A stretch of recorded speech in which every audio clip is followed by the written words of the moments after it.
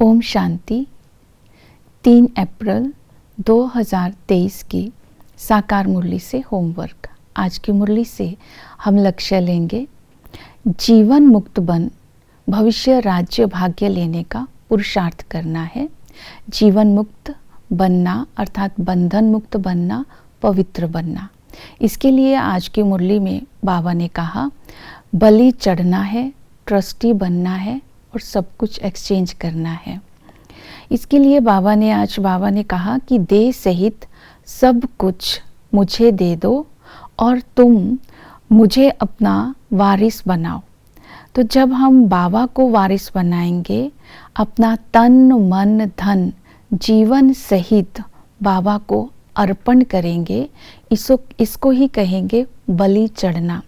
तो बाबा फिर हमें वारिस बनाएगा।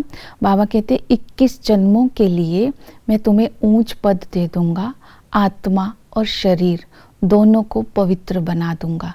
तो इसे एक्सचेंज करना भी कहेंगे। तो जितना हम इन बातों को अटेंशन में रखेंगे, कदम कदम पर बाप की श्रीमत पर चलेंगे, ट्रस्टी बन करके चलेंगे, तो आत्मा बंधन मुक्त होती जाएगी। इस संगम पर ही जीवन मुक्त स्थिति का अनुभव करेगी। दूसरी विधि बाबा ने बताई कि तुम्हें ज्ञानी तू आत्मा बनना है, अर्थात ज्ञान स्वरूप बनना है। ज्ञान स्वरूप बनने के लिए आज सारा दिन अपनी बुद्धि में रखेंगे, बाबा ने टीचर बन करके हमें तीसरा नेत्र दिया, सृष्टि के आदि मध्य अंत का नॉलेज दे करके हमें बुद्धिवान बनाया।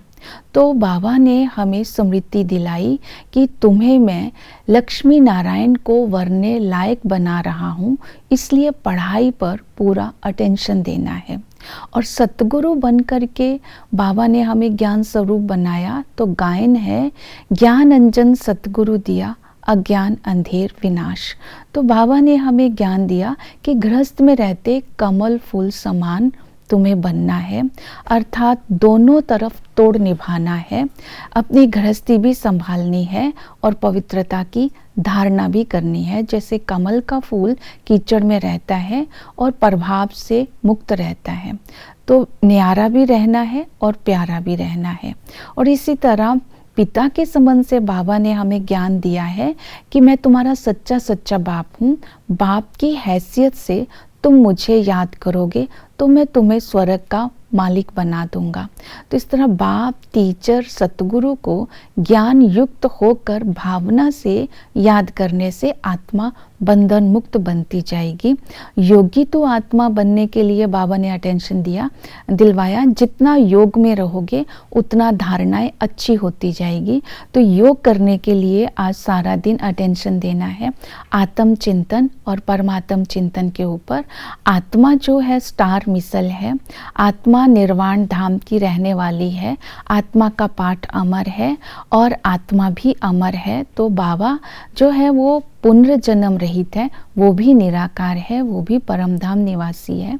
तो बाबा ने कहा उठते बैठते चलते फिरते बाप की याद में रहना है।